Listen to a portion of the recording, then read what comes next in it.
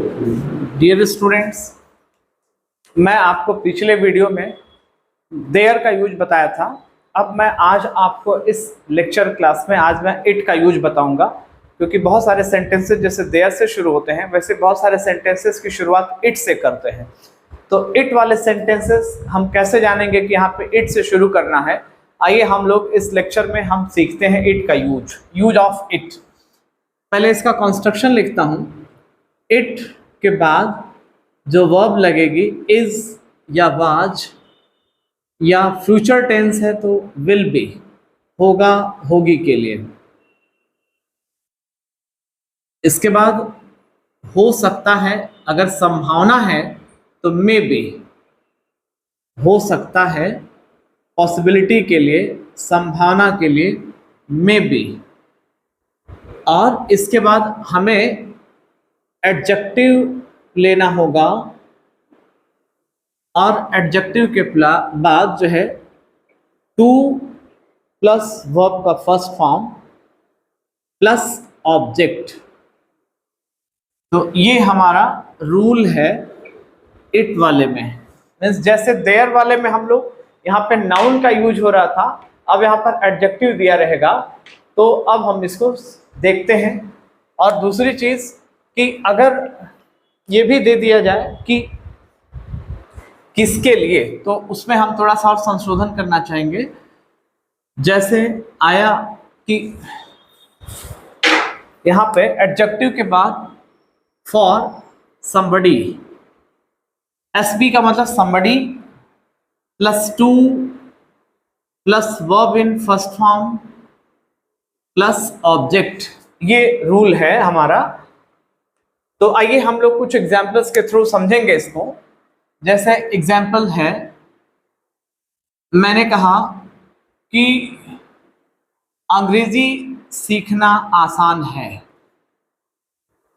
अंग्रेजी सीखना आसान है।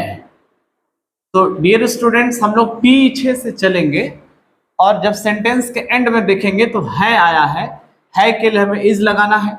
फिर है से तुरंत पहले आप देखेंगे ये आसान शब्द कोई नाउन नहीं है, बल्कि ये कोई एडजेक्टिव दिया हुआ है। तो जब सेंटेंस के लास्ट में कोई एडजेक्टिव दे दिया जाए तो आप समझ जाएंगे कि हमें सेंटेंस की शुरुआत इट से करनी है। तो पहले आप सब्जेक्ट जो है इट मान के चलेंगे, फिर पीछे से आएंगे है के लिए इज, इट इज। फिर आसान एडजेक्टिव है इसलिए हम यहाँ पे एडजेक्टिव पहले लिख लेंगे, इट इज इजी। अब क्या चीज आसान है? यहां पर मैंने लिखा फॉर समबडी, तो वो नहीं अभी टच करना है। क्या चीज आसान है? वो अगली क्रिया जो दी गई है, सीखना आसान है।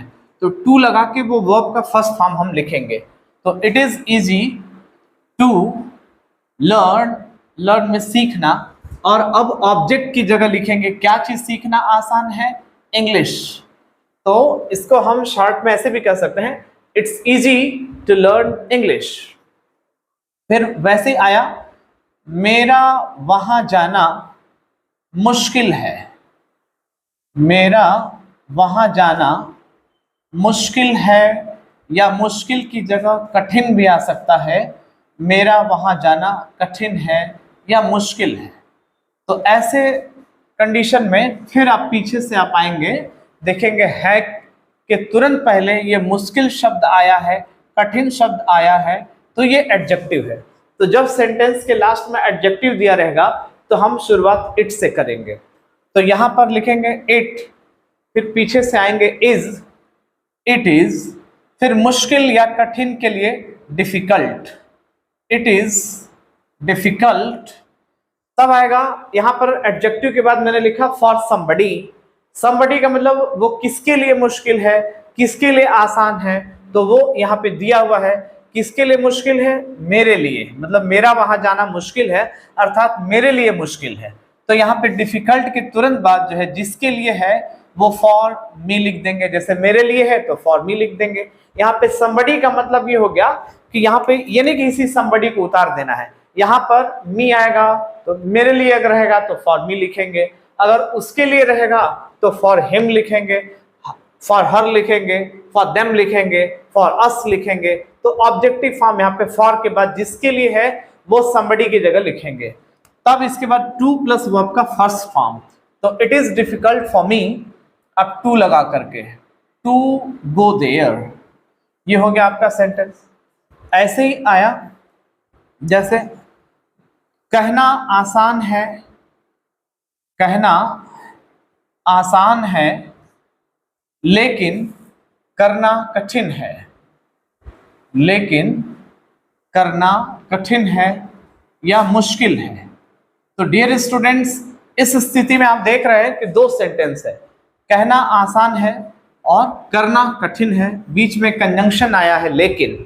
तो हम यहां पर भी देख रहे हैं सेंटेंस के लास्ट में है से तुरंत पहले एडजेक्टिव आया है, यहां पर भी है से पहले एडजेक्टिव आया है, तो इट से शुरू करना है। तो पहले आप लिखेंगे it is easy, it is easy, अब टू लगा के क्रिया लिखेंगे।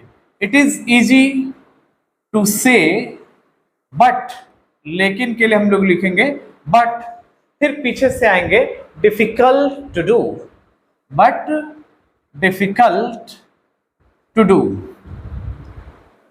ये हो गया।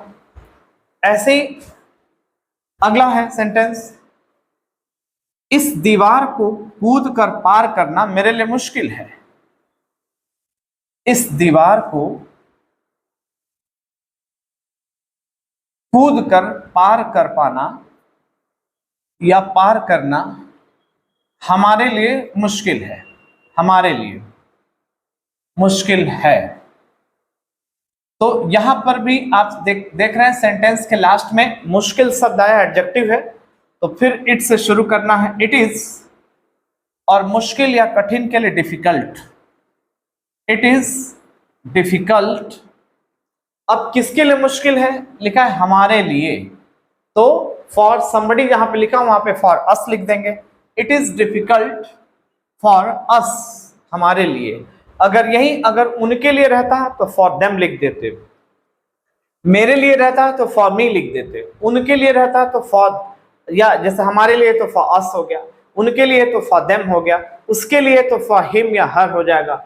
अब क्या चीज मुश्किल है, टू लगा के वो क्रिया पार करना, तो टू जंप ओवर, कूद कर पार करना है, तो जंप के साथ ओवर लगाएंगे, to jump over this wall, इस दीवार को कूद कर पार करना हमारे लिए मुश्किल है। तो it is difficult for us to jump over this wall.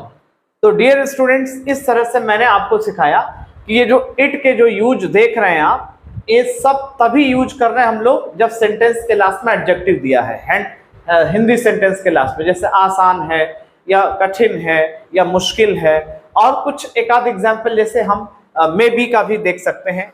अगला सेंटेंस है पांचवा, इस दवा का जरूरत से ज्यादा उपयोग करना, या इस दवा को जरूरत से ज्यादा लेना तुम्हारे लिए हानिकारक हो सकता है, तुम्हारे लिए हानिकारक हो सकता है, हानिकारक हो सकता है। तो यहां पर पीछे से आप आएंगे, सेंटेंस के लास्ट में आया है हो सकता है, संभावना है, तो हम में भी लगा देंगे। अब क्या हो सकता है, हानिकारक, एडजेक्टिव दिया हुआ है, तो हम यहाँ पे डेंजरस लिखेंगे। अब किसके लिए, तुम्हारे लिए, फॉर यू। तो आइए पहले हम इट से शुरू करते हैं, इट, और पीछे से आएंगे हो सकता है, संभावना है, तो मे भी लगा देंगे। इट मे बी डेंजरस या हार्मफुल, हानिकारक के लिए हम हार्मफुल लिख देते हैं, इट मे बी हार्मफुल। अब किसके लिए हार्मफुल हो सकता है, तुम्हारे लिए, तो for you, it may be harmful for you. अब क्या हो सकता है, लेना, अगली क्रिया जो है टू लगा के लिखना है, टू, लेना के लिए टेक, टू टेक। अब क्या चीज लेना, इस दवा को, तो टू टेक दिस मेडिसिन। अब कितना लेना, लिखा है सेंटेंस में जरूरत से ज्यादा, तो से ज्यादा के लिए मोर देन रिक्वायरमेंट, रिक्वायरमेंट मतलब जरूरत, हम इसकी जगह नीड भी लिख सकते हैं। तो हम इस तरह से it may be harmful for you to take this medicine more than requirement या मोर देन नीड। तो डियर स्टूडेंट्स, आपने देखा इट के यूज जो है तब यूज किया गया जब सेंटेंस के लास्ट में एडजेक्टिव दिया है।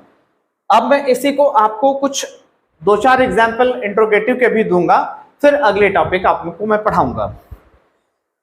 इसी को अब हम लोग कुछ जो है इंट्रोगेटिव सेंटेंसेस में भी देखेंगे। जैसे आया एग्जाम्पल में, क्या तुम्हारा वैसा कहना जरूरी था? वैसा कहना जरूरी था। तो अब यहां पर आप सेंटेंस के लास्ट में देख रहे हैं क्वेश्चन मार्क आया है और सेंटेंस की शुरुआत क्या से हो रहा है। तो हम अब यहां पर वाज को आगे कर देंगे था के लिए, क्योंकि सेंटेंस इंट्रोगेटिव है। तो पहले हम वाज को आगे करेंगे, फिर इट लिखेंगे, वाज इट, फिर पीछे से आएंगे। जरूरी भी एडजेक्टिव है, इसीलिए यहां पे लिखेंगे necessary. Is it necessary? Is it necessary? अब किसके लिए जरूरी था? तुम्हारे लिए, मतलब तुम्हारा वैसा कहना। तो यहाँ पे लिखेंगे is was it necessary for you? तुम्हारे के लिए, फॉर यू। फिर अब फॉर यू यहां पर हो गया, अब टू लगा के वर्ब का फर्स्ट फॉर्म। तो कहना के लिए टू से, और वैसा, वैसा के लिए like that. To say like that means was it necessary for you to say like that.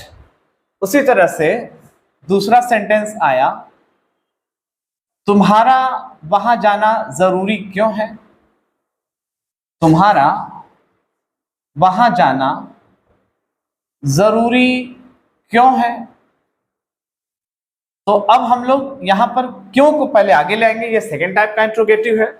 Y, फिर पीछे से आएंगे is it, why is it, फिर जरूरी के लिए नेसेसरी या इंपॉर्टेंट भी लिख सकते हैं। वाई इज इट इंपॉर्टेंट या why is it necessary for you? किसके लिए भाई? तुम्हारे लिए, फॉर यू। फिर वहां जाना, टू गो देयर। तो ये हो जाएगा कि why is it necessary for you to go there. ऐसे आया सेंटेंस, क्या बिना हवा के जीवित रहना संभव है? क्या बिना हवा के जीवित रहना संभव है? तो यहां पर फिर सेंटेंस क्या से शुरू हो रहा है? तो हम है को आगे ले चलेंगे, इज, फिर दूसरे नंबर पे सब्जेक्ट आपका इट। Is it possible? संभव के लिए हम लिखेंगे पॉसिबल। Is it possible? फिर क्या चीज पॉसिबल? जीवित रहना, टू लगा करके लिखेंगे। रहना के लिए स्टे और जीवित के लिए alive, to stay alive. Is it possible to stay alive without air? बिना हवा के, तो हम लिखेंगे विदाउट एयर। तो is it possible to stay alive without air, या हम इसकी जगह टू लिव भी लिख सकते हैं, टू लिव विदाउट एयर। इसी तरह से आया सेंटेंस, क्या बिना पानी के जीवित रहना संभव है? तो आप लिखेंगे is it possible to stay alive without water या टू लिव विदाउट वाटर। तो डियर स्टूडेंट्स, इस तरह से आपने देखा इट का यूज, जहां पे सेंटेंस के लास्ट में जब भी एडजेक्टिव आ रहा है, जैसे जरूरी है, संभव है, असंभव है, मीन्स पॉसिबल है, इम्पॉसिबल है, नेसेसरी है, इंपॉर्टेंट है, इजी है, डिफिकल्ट है, ये सारे सेंटेंसेस ये सब एडजेक्टिव वाले हैं, इसलिए यहाँ पे सब्जेक्ट हम इट को मान के चल रहे हैं। अब मैं आपको दूसरे पार्ट में इट का दूसरा पार्ट दिखाऊंगा, जहां पे ये आपने देखा जिसमें एडजेक्टिव था इसलिए इट का यूज किया जा रहा था।